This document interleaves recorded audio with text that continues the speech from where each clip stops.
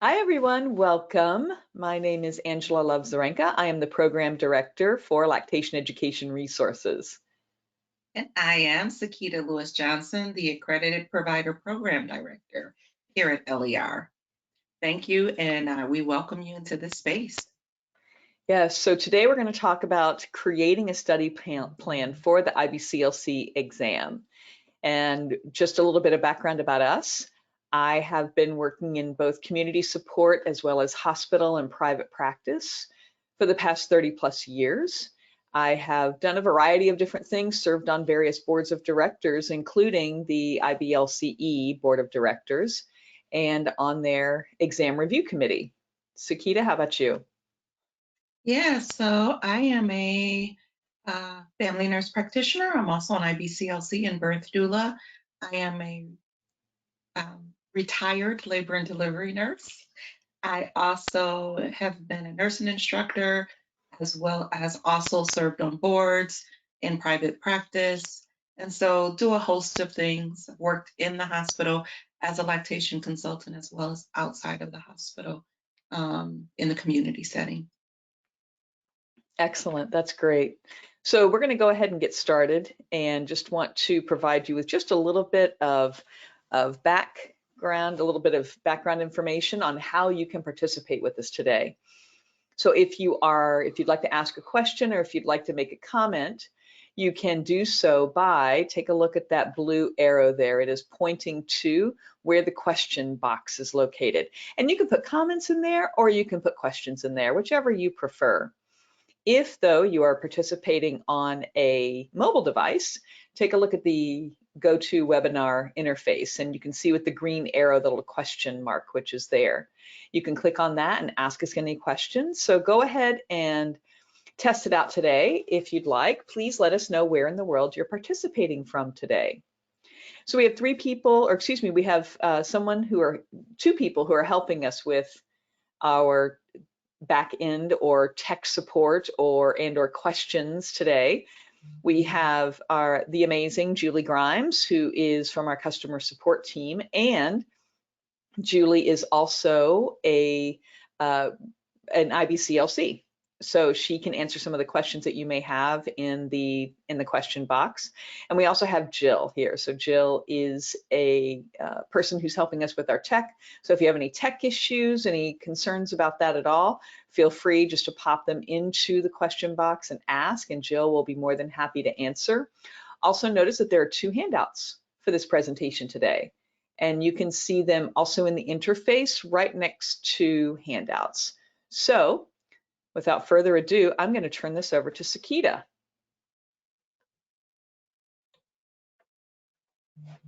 Thank you, Angela. Thank you very much. So we are here today to really kick off your planning to prepare for this exam. So I want to start off with this quote: proper preparation prevents poor performance. And I want to encourage you that although this may be the start or may not be the start, but particularly if this is the start of your studying after today, don't put things off because it seems overwhelming. We're meeting this far in advance so that you can pace yourself, so that you're not overwhelmed, so that you're not anxious about what's to come, right? And so today's webinar will be helpful if you are taking the exam in the next 90 days or even taking the exam next year. Repetition always helps with retention. So if you are taking this next year, kudos to you, good luck to you, and I am just wishing you the best start in your planning. So let's get into this. Let's hopefully make it digestible for you so that you can really think about the importance of taking this exam and all of your preparation up until this point. All right, so developing your study plan. We're about to talk about that. And this is what I want to say. These are just pointers. This is just, maybe you already know how to study and develop a plan. If that's so, hopefully we can give you a few more tools that you can put in your toolbox.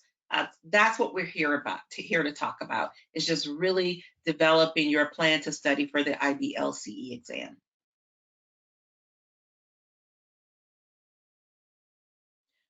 So think about all the times that you've had to learn or prepare for a test. I mean, a major test.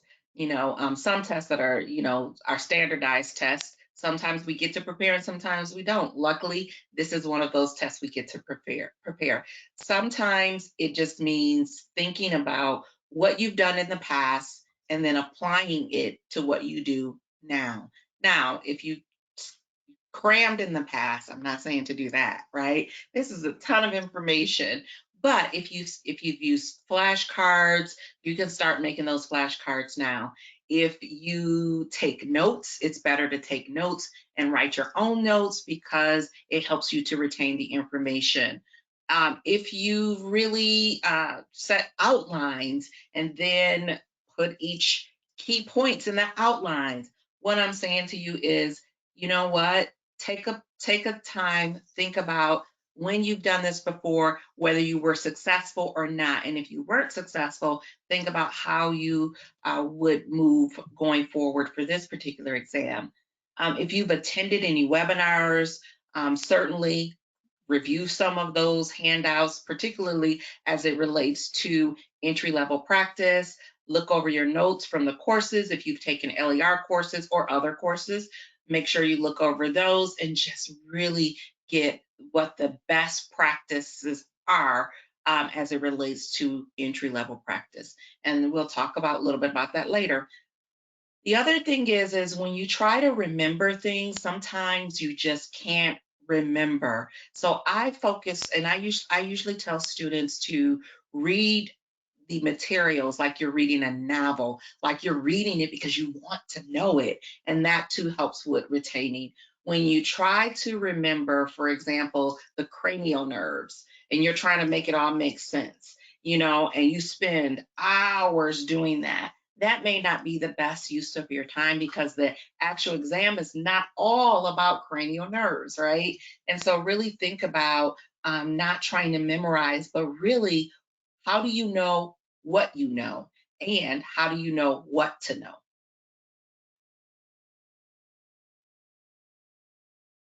All right. So how do you know what to know? It's not possible for you to know everything that could be on this comprehensive, broad-based certification exam. It's just not possible. The range of information is virtually limitless. So keep in mind that according to IBLCE, everything that's been published in books or journals in the past year may be included. And that is an incredible amount of knowledge. However, we're not all walking dictionaries, again, but the basics, the foundations of practice, should be there. You do want to keep in mind this is entry level and it is designed to set those who will be competent practitioners or clinicians from those who will not be safe working with families. So to be at ease, it is entry level. It's very practice oriented, which means that the more experience you have, the better. And so if you've only practiced in one setting, for example, if you've only practiced in the community setting, see if you may even either follow someone in the hospital setting the first couple days of life or talk with someone during the first couple days of life, someone who works in the hospital setting. Sometimes with the certain, I would say, flu, COVID, and RSV, there are different hospitals having different restrictions, and I'm trying to make this as, palpable and realistic and feasible for you. So those are ways that you could really scope out how other practitioners practice, but consider widening your scope of practice. You can also attend local support groups. You may also consider visiting an outpatient lactation support clinic. So all of these things, you may even assist in a pediatrician's office or visit the NICU lactation consultant.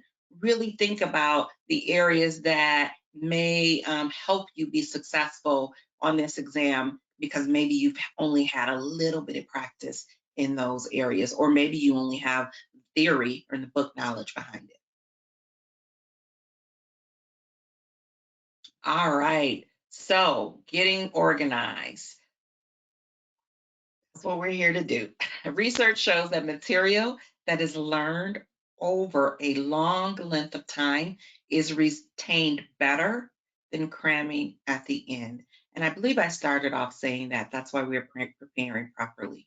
So even if you've made it through high school or college using this last minute exam strategy, it's too important. Please don't do that. And just because of the realness, I'm going to say it's expensive to take that exam. So in other words, get yourself organized, use some of this time to put together your own study materials. That is one of the most effective ways of learning, creating your own personal notes. So as you rearrange and as you write the information, yes, I said write. I know people are used to typing, but writing helps us to retain it more. But as you rearrange your notes, this process can help you working to help your memory recall the key points of topics. All right. You also want to put together which textbooks are you going to study from. You know, and honestly, there are a few textbooks. You want to study from the textbooks that really speaks to you. And when I say that, that means on an individual level, we all have different learning ways of learning, ways of doing, all of those things. But in certain textbooks, like I like one of the textbooks because on the pages, it draws out the key point of that entire page. So I still use textbooks to refer back to practice sometimes when I stumped on something. So really thinking about what textbook really fits you. I will tell you that most students, you know, they study, sometimes they use the core curriculum book, those sorts of things. But again, be real intentional about how you learn and what is best for you. Create that study plan. Set up 2-hour blocks, you know, of time, you know, dedicated time is what I'm saying. So not like, well, tomorrow I might study for 2 hours. No, build your calendar out so that you know you have dedicated time. You've put this on your calendar. You're going to either read, you're going to do practice tests, and it might be even it might be beneficial for you to actually put 2 hours anatomy and physiology, 2 hours whatever topic it is that you really want to study. So you can do it like that, or you can just put 2-hour blocks and decide at that point. Your study sessions should have the same weight as any other important commitment. So you really don't want to put it off. A reasonable amount of time, having a reasonable amount of study time will help to I am tongue-tied. Let me just stop and acknowledge that so I can move on. Okay. Having an amount of study time will make you at least feel a little bit more confident going into the exam. A lot of folks will have anxiety going into exams, but if you put in the time to study, a little bit of anxiety is good. Being panicked about it is not. And so I just wanted to leave you with that. And for those who may have a lot of clinical experience, and maybe you're taking the exam for the second time, you also want to make time to study. Don't assume that you can pass without studying. If you've been actively practicing as a lactation consultant and really keeping up with the evolving evidence and attending conferences, maybe you can pass without studying. That's a slim maybe, but you would feel awful if you didn't. And let me pause and say this: the last exam, I've known students that I was like, yes, they will be passing. And some of those students that I was extremely confident about. And so if you've, like I said, taken this and you're taking this for the second time, or you have a ton of clinical experience, don't assume that you don't need to study. Then after you've done all the things that you need to do, particularly while you're on this journey of studying and creating your study path, you really do want to reward yourself after your study breaks. Whatever works for you. Sometimes people go on social media. I'm learning that could be an actual deterrent from through studying. But, if that's your thing to help you calm down, that's your thing. There are apps like coloring apps, those sorts of things. And so reward yourself so that the next time you have to go in and you're studying, it's not begrudgingly, like, oh, I've got to do these 2 hours again or these 1 hours, however you set your study schedule up.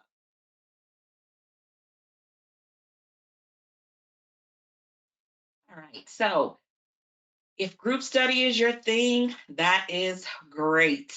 Some folks find group studies really engaging and beneficial, others not so much. So to try to find a local study group or study partner or a small online group of people with different clinical backgrounds is great. And make sure if you find those folks with different clinical backgrounds that they are committed to consistent study and meetings.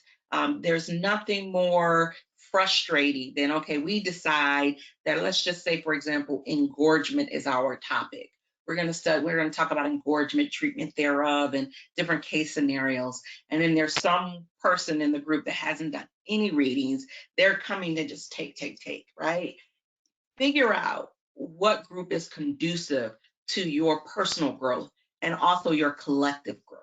So, you know what? If there's a few people in your area that may be sitting for the exams, it can help to maybe just talk with them, not necessarily meet with them to study, but bounce ideas off of one another, share study resources, that sort of thing.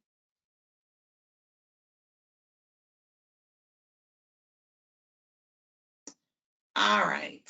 Use the study guide to plan your strategy. Now, this is a study guide you're going to set up.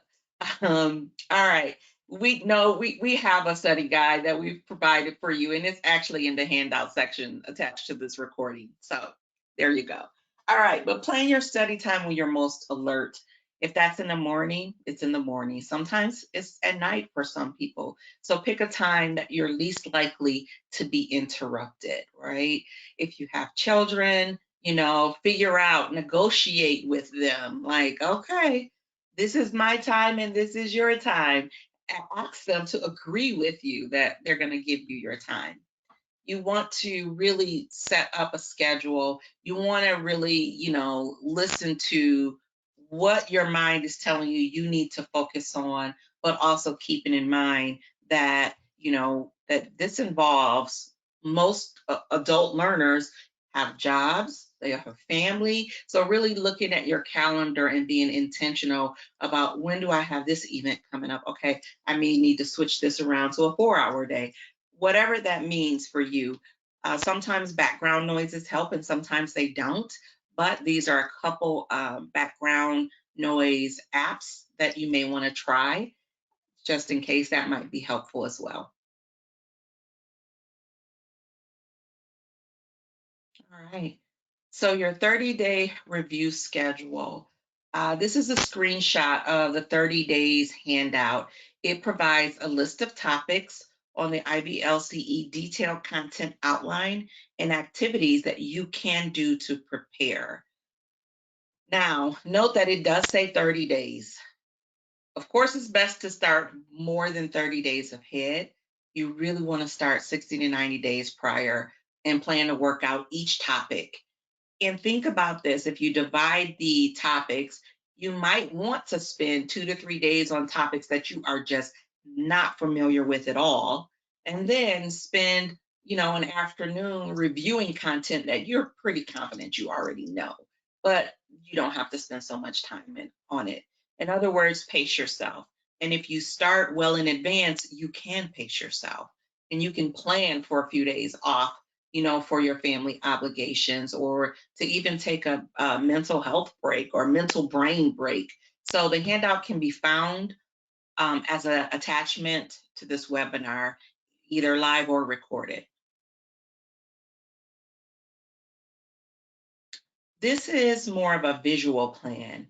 It's that idea, like I said, looking out and planning out dates ahead. So, if you have a study partner and you've studied and you've considered studying together, you can actually choose to have what do you call that? A shared calendar. but planning out your dates just in case urgent situations arise, you can prioritize accordingly. So visual, and then the other one was more like a list. But if you look at this plan, these are examples of, you know what, we're going to study, we're going to do a catch up, we're going to do development and nutrition, we're going to do LER's little event. It says LIL event, right? Jessica, you see on the 17th, Tamika was doing all the other stuff, but Tamika's going to review preemies and NICU. So that's the being extremely specific and intentional. Maybe perhaps Jessica's strong strength is preemies and the NICU, because perhaps Jessica has worked in the NICU, has done clinical hours in the NICU, right? And so those are the types of things you want to set up for, and you want to kind of prepare for and think about as you are preparing for your exam.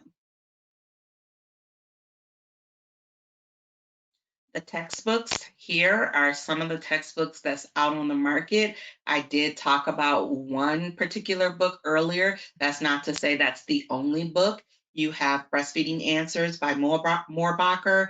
You have Breastfeeding in Human Lactation by Wambach and Spencer. The Breastfeeding Atlas. The Breastfeeding Atlas contains pictures, which are extremely helpful to really a portion of the test that will be of pictures.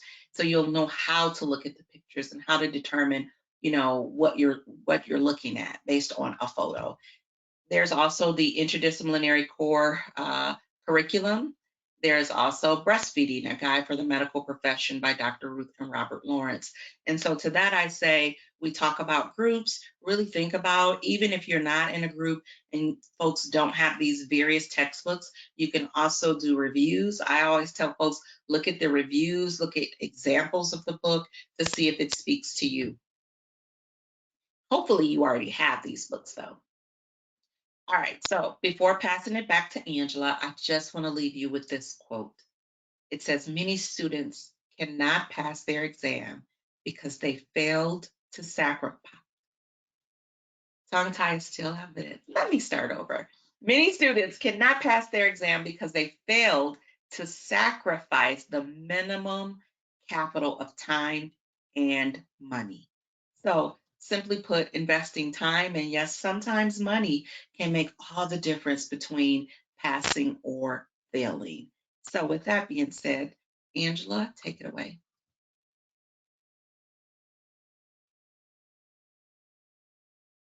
Great. Thanks so much, Sekeita. We were just answering a few questions. And one thing I just want to mention, you were just chatting about textbooks and mentioning different textbooks that we have that are available for them to utilize. Make sure that you take a look at the LER website under resources or under shop, on the top banner under shop. It actually lists a link to our bookstore, and we have negotiated with various publishers discounts for all of our students. So please do go to our website, lactationtraining.com, under the banner which says shop, and on the right side you'll find a little drop down with bookstore. And so do click on that and enjoy the discounts that are available to you that we've negotiated. Okay, so now we're going to talk about structure and strategies that you can utilize in order to help you to study for the exam. Mnemonics is using first words or first letters of a sentence in order to remember things. For example, the LATCH system was developed to help lactation care providers remember what to look for when they're assessing a latch. L is for latch, A is for audible swallow, T is for nipple type, C is for comfort, and H is for the amount of help that the person needs.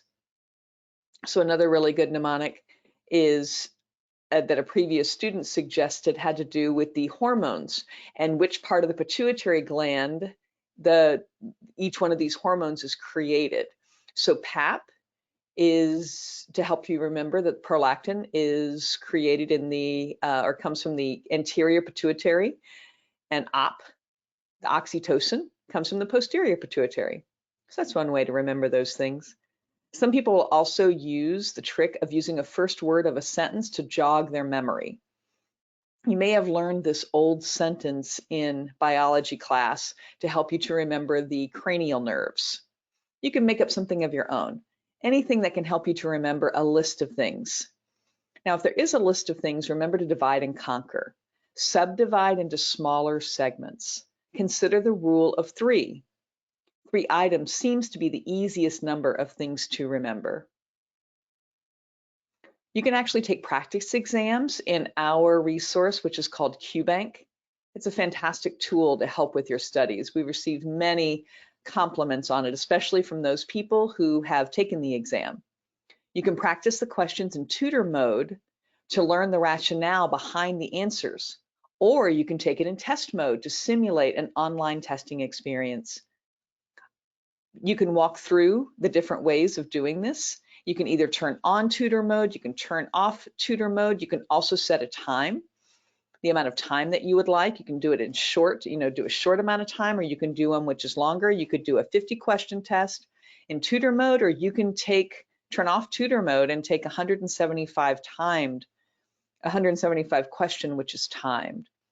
So you can actually test yourself in different ways utilizing this fantastic resource of QBank. So it's helpful to know as you are studying what is normal. So it's important to know what normal infant weight gain is, for example, to know the normal stages of development, and that will help you to know when things are abnormal and they need intervention.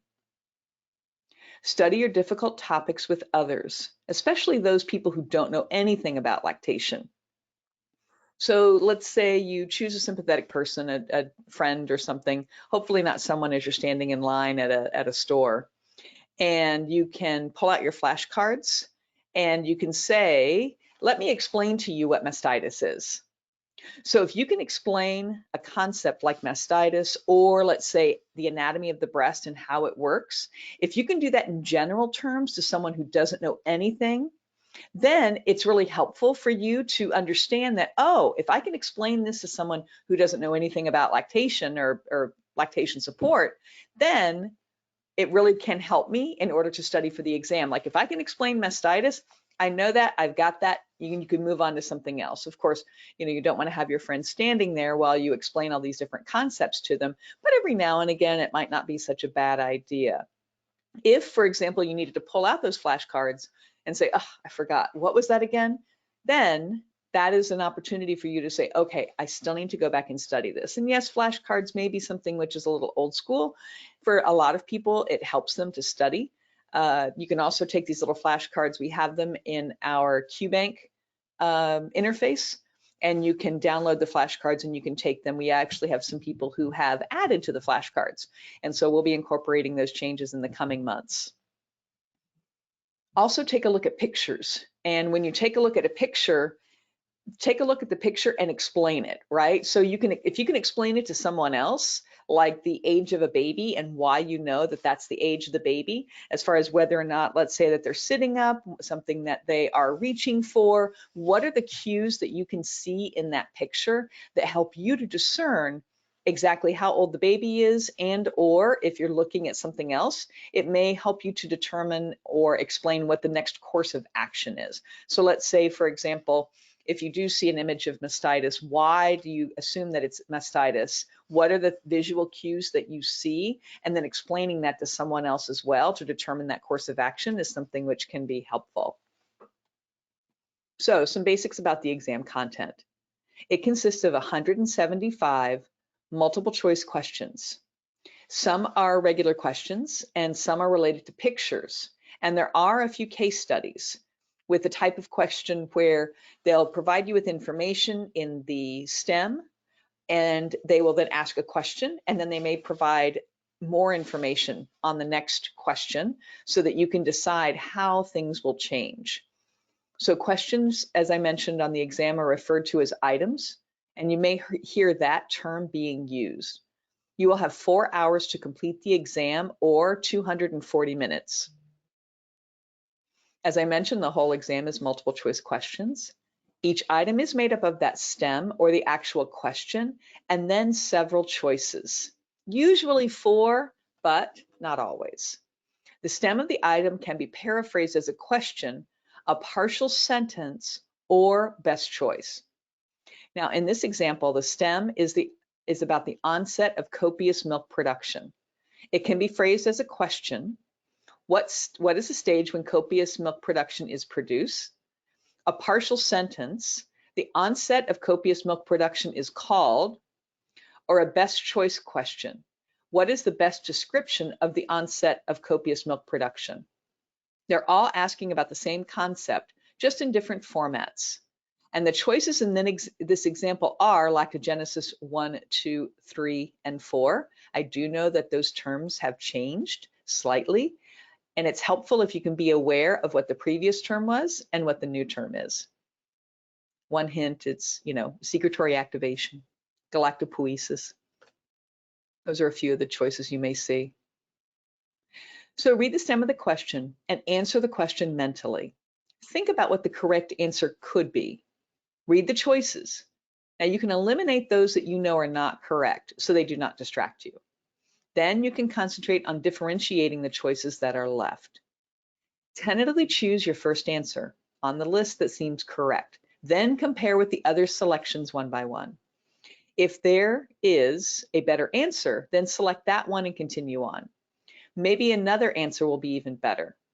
Do a final check to make sure that you read the question correctly. If you don't find one that you think is correct, read the stem again carefully to make sure you understand.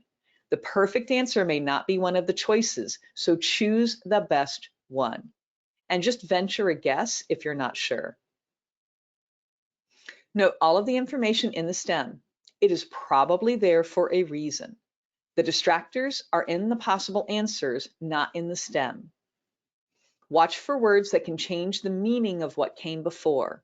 Words like but, however, although, even though, while, despite, in spite of, and regardless of. Watch the context of the question. The answer can be right, but not for the specific situation. So do watch the context. Now your choices are going to fall into three categories: sophisticated distractors and unsophisticated distractors. An unsophisticated distractor is something easy that you might know anyway, or something that's obviously wrong. And of course, there's the correct answer. So there are three choices to eliminate. So now that we've gone over the distractors and such, I'm going to turn it over to Sekeita, who can talk about first impressions.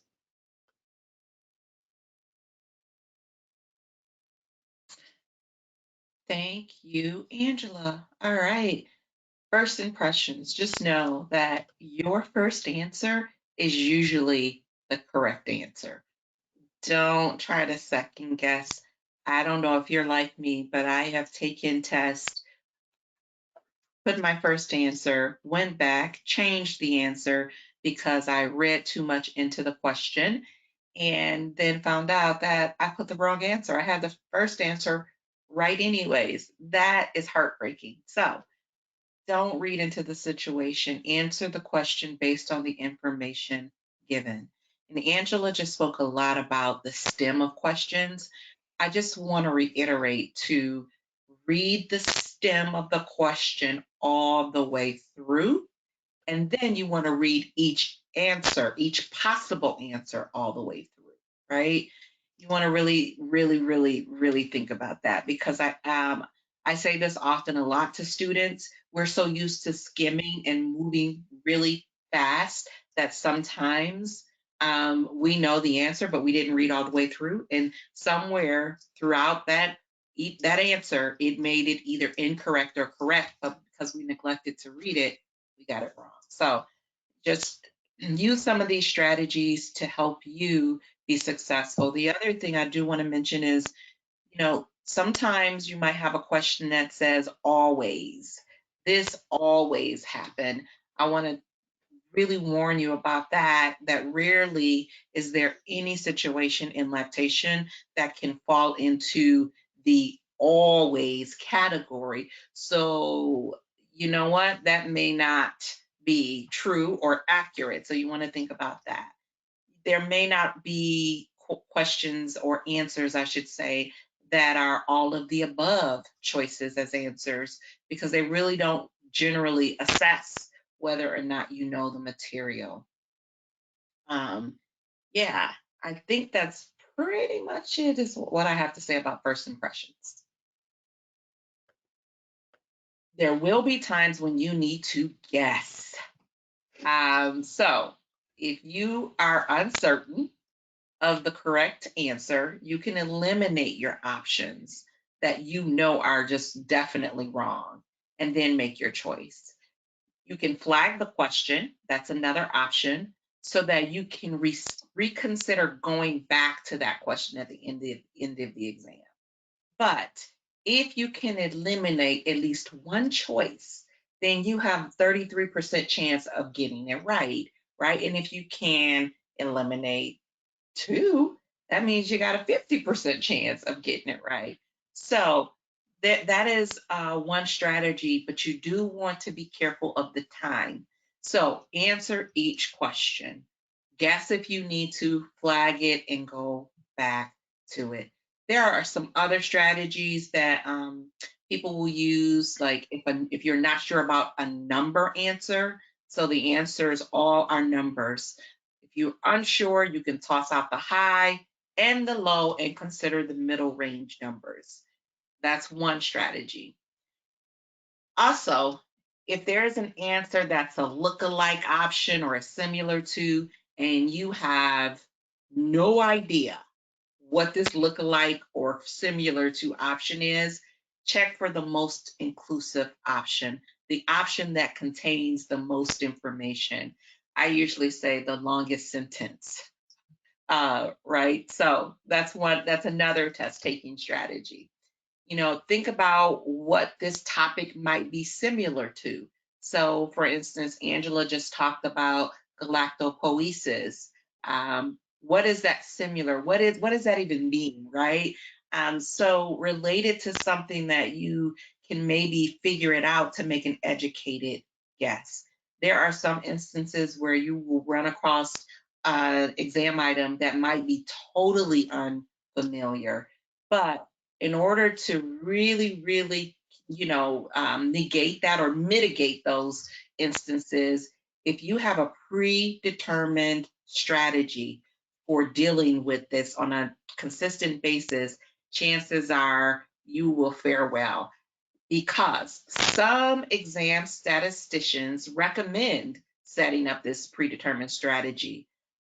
Because what they say is after you eliminate the obvious wrong answer, and if you select the first option or the last option, it's up to you, but you do that consistently. If you always select the answer in the same position, you actually increase your odds that your guess will be randomly correct. I hope that makes sense. So set up a predetermined strategy.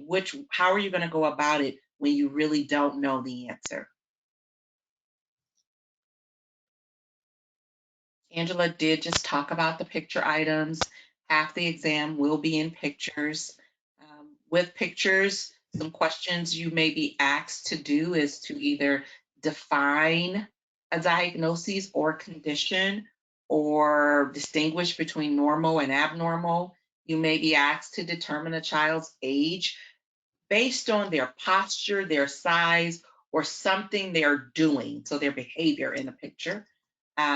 You might have to determine a problem based on a picture. Or, for example, in this picture, asymmetrical breasts in this example is a picture of asymmetrical breasts. So you might have to really determine what you're looking at in this picture. Pictures can be used in case studies where you might have to recommend a care plan and decide what comes first and then what comes next. And so really think about, how the exam is set up. You will have to determine, and you will have to think, and you will have to kind of know almost kind of why they're asking you this question, and look at the picture fully. So when answering picture items, read the question first and then look at the image. It's very easy to just look at this bright red blaring thing and like, I know what they're asking me. Okay, let me just find the answer. Nope. You really want to read the question and then look at the picture. The question will define truly what the purpose of the picture is. So reading the question first will help focus on what the question is really referring to. If the answer is not immediately obvious to you, visually divide it into quadrants and look at each quadrant of the picture closely. So images may not be as obvious as the picture on the top, which is massive mastitis. I mean, that really looks like it hurts. A more likely picture or a more likely image is the redness seen just under the nipple on the image at the bottom. It's a little more subtle. So again, read the question first, look at the picture, and then read the question again, and then look at the image and choose the best answer. I'm going to right off say that some images on the exam are not perfect. Some may appear dated, some may not seem clear. I am someone who take photos to teach breastfeeding concepts, and it's sometimes challenging to get really good clinical images. I mean, you have to have proper lighting, setting, the context have to be crystal clear. So remember that some of the pictures may not have the professional setting look, right? And also remember that IBLCE is comprised of IBCLCs, and they really have thoroughly reviewed the question and the image to ensure that all the information is there for you to answer the question. So common problems that folks run into when they are taking exams or tests. First, reading too much into the question. Really and truly, what is the question? What is the question asking you? Take it as face value. Whatever is in the question, it is in the question, and that is all the information they want you to consider. They don't want you to consider like, well, what ifs, all the what ifs. There is no what ifs. This is the question, and then they gave you the answers, and choose the appropriate answer or the best answer that you can. Let's see, watch for qualifiers. Those qualifiers such as always, never, least likely, most likely, the first thing you would do, or the best choice. Really read and look for those, because sometimes, again, remember I said there's not really always, but there is kind of most likely, or there is a, I would do this first. So what I'm saying is there could be answers that includes the first thing you would do and the second thing you would do, but they're asking you what the first thing you would do, right?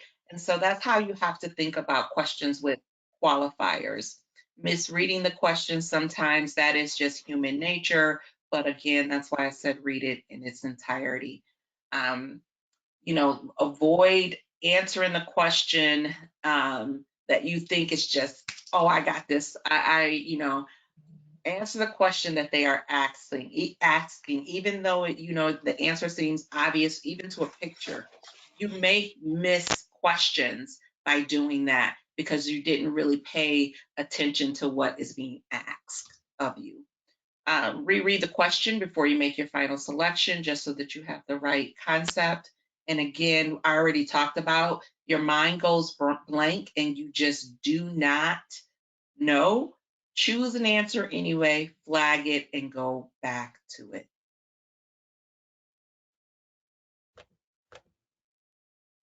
All right, when you get stuck, it's the same principle.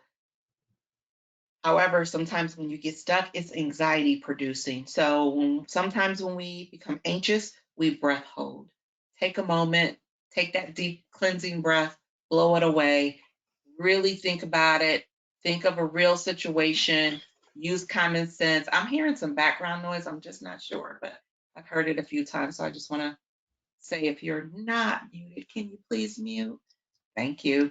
You also want to read the stem of the choices, look for clues in the adjectives or qualifiers, substitute, but if not, if you've done all of these tricks and all of these strategies, keep breathing, because when you breath hold, you decrease oxygen to your brain. That is physiologically correct. And so you don't want to do that because you have the remainder of the exam. So flag it, move on, and come back later if you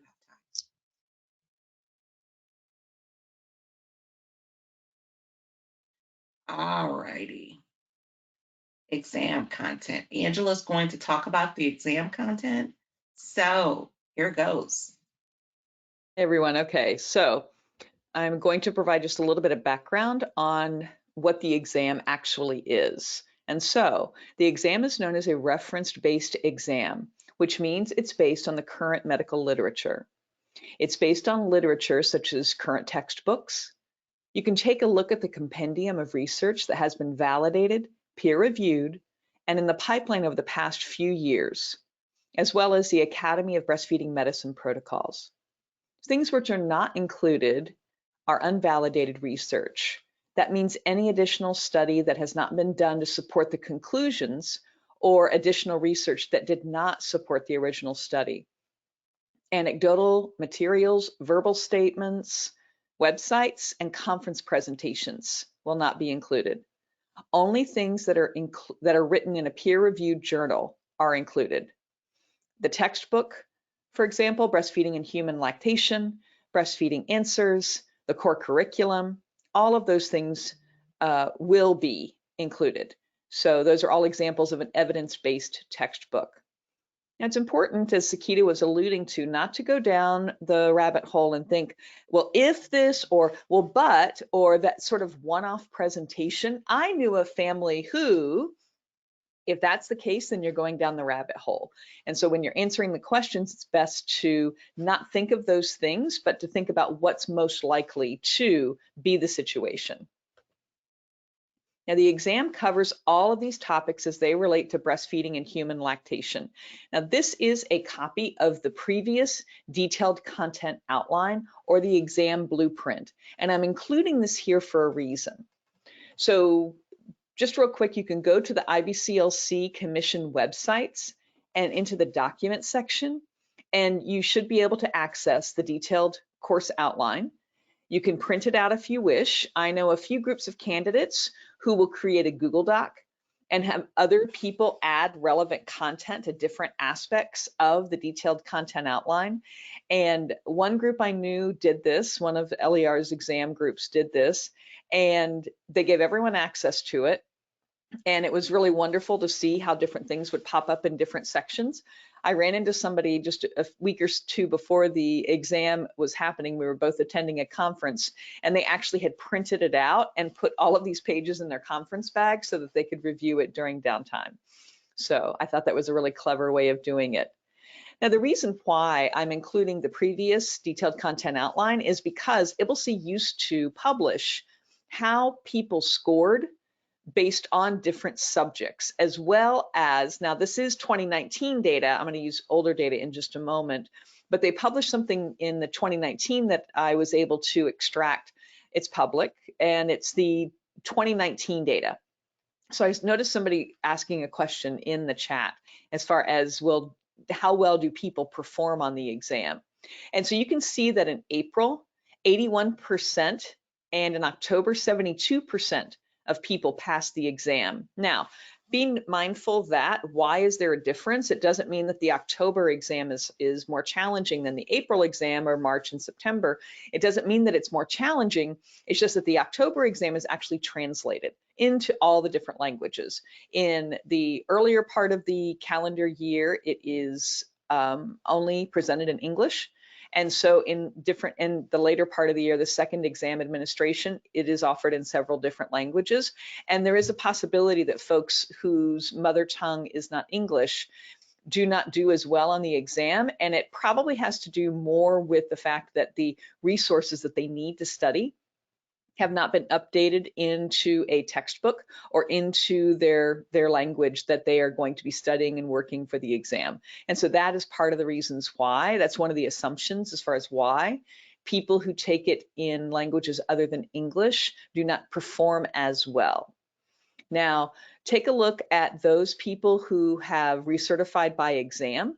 Those people usually do very well. So if you are one of the IBCLCs who decided to take it by exam as opposed to the new accreditation process, just know that usually you do very well.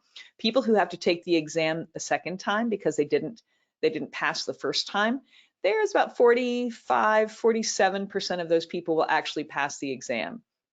So if you take a look and put all of these people into one group, all administrations for people everybody who's taking it, 80% of people passed the April of 2019 exam and 72% passed the 2019 exam in October. So do take a look at these numbers, and hopefully this provides you with a little bit of reassurance, especially when you take a look at the people who are taking the exam for the first time. Now, in analyzing the exam results from all candidates for 2 consecutive years, and note this is 2014 and 2015, when we used to be able to get more data, you can see how these topics which topics seem to give people the most difficulty. So look at the topics which are scored, and I've highlighted those which scored below 75%. So we have immunology, infectious disease, growth parameters, and developmental milestones. So there was a slight shift in pathology, which dropped, pharmacology and toxicology, which improved, sociology, psychology, and anthropology, which dropped a bit, and interpretation of research improved. Now, there are reasons, these are these areas where, if consistently people didn't perform as well, these may be some of the areas, and they may not be worded exactly like this. You know, for example, it may not be, I know it is sociology, psychology, and anthropology. I know I'm saying that backwards, but interpretation of research, I believe, is now under clinical skills. And I know that someone will correct me if I'm wrong.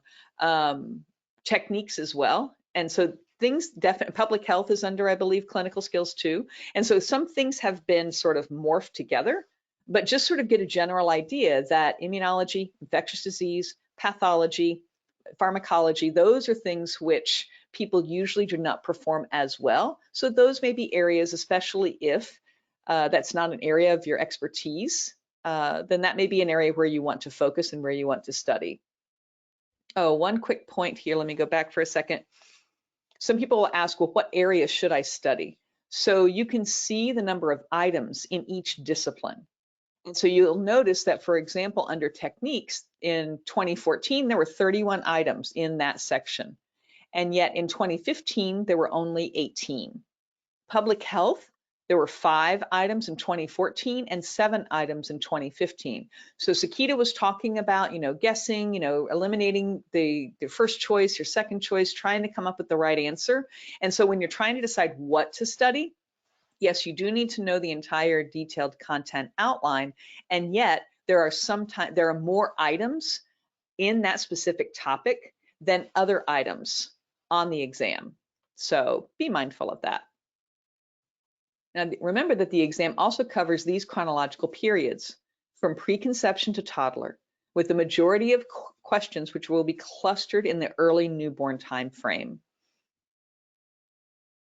Now, here are the test scores for the chronological stages. So again, you can see the number of items for each section, and you can see the differences between 2014 and 2015. So you'll notice that the number of items, as well as how people scored, it definitely changes from time to time, but look at where people have the most difficulty. The majority of candidates seem really good in those first few days, and they have more difficulty with older babies.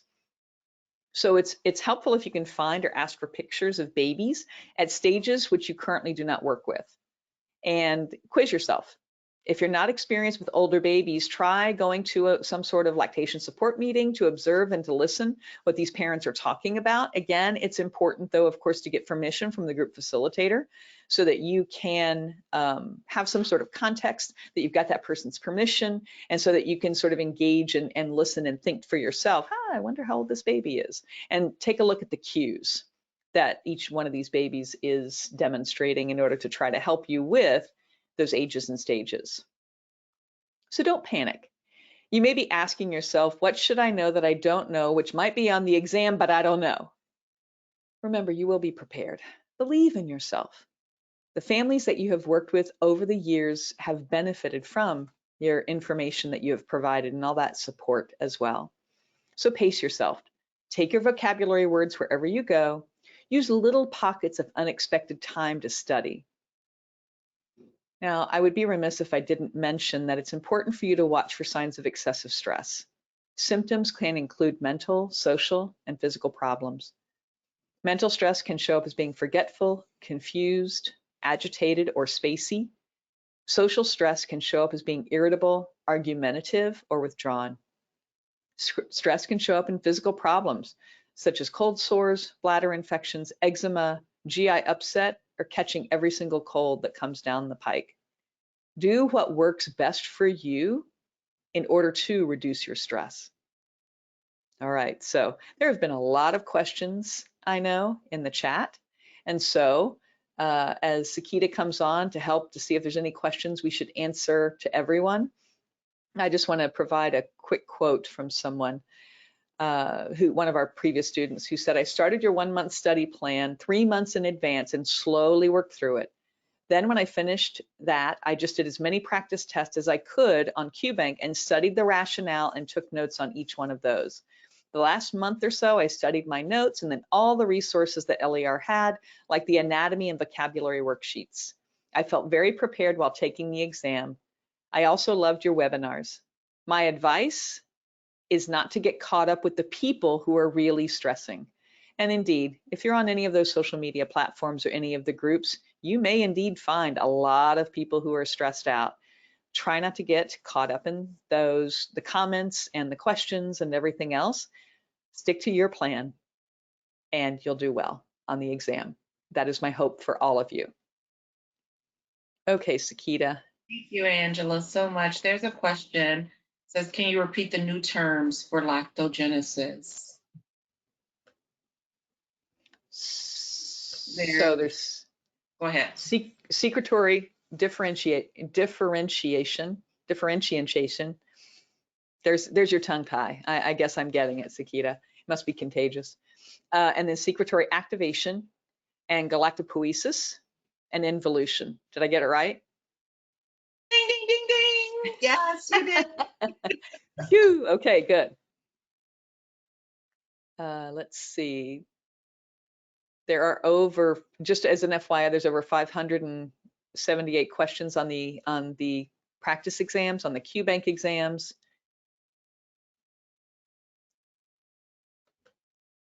Let's see, I also mentioned the lactationtraining.com under the shop that you can go to our bookstore.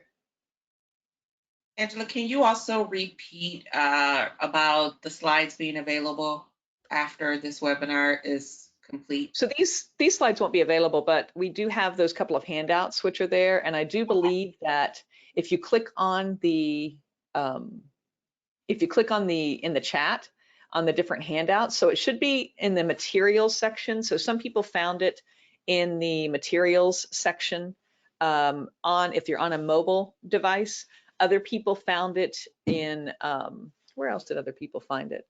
As far as where you can find the handout. So it's under materials, and I'm scrolling through real quick. I'll answer this one real quick. How many hours per week is recommended to study? Again, I think that'll be an individual thing. If you know that you've not been practicing consistently supporting families, or that anatomy and physiology may be not your strong suit, it really is going to depend on you. I would recommend really evaluating per week how much time can you study, and then dedicate your study time to those things in which you find that you may need a little bit more assistance in. That's just my 2 cents, but the recommendation of study hours is going to depend on how much work you've already put into studying and being a student. Mm-hmm.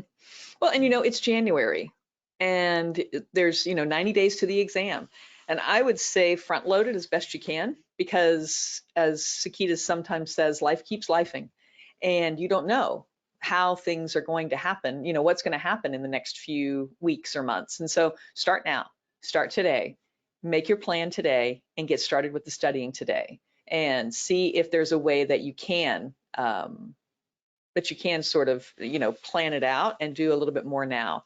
And so if you're in the chat, you can either find it under handouts, you can find the materials under more and then materials, or you can find it in the questions or in the chat. So Jill has popped them into the chat function. So hopefully you will be able to find it. There's another question. Is there a focus on at-risk populations? Example, premature babies, Down syndrome, or oral facial anomalies? And I'm going to say yes to all. Yes, when you are practicing, these are definitely key areas. And I want you to keep in mind, as an IBCLC, what sets you apart is being able to handle clinically complicated concerns, lactation concerns. And so with that being said, although it is entry level, you still should have the foundation to be able to support these at-risk families. And so I just want to make that clear, that yes, all of that is fair game and as it should be.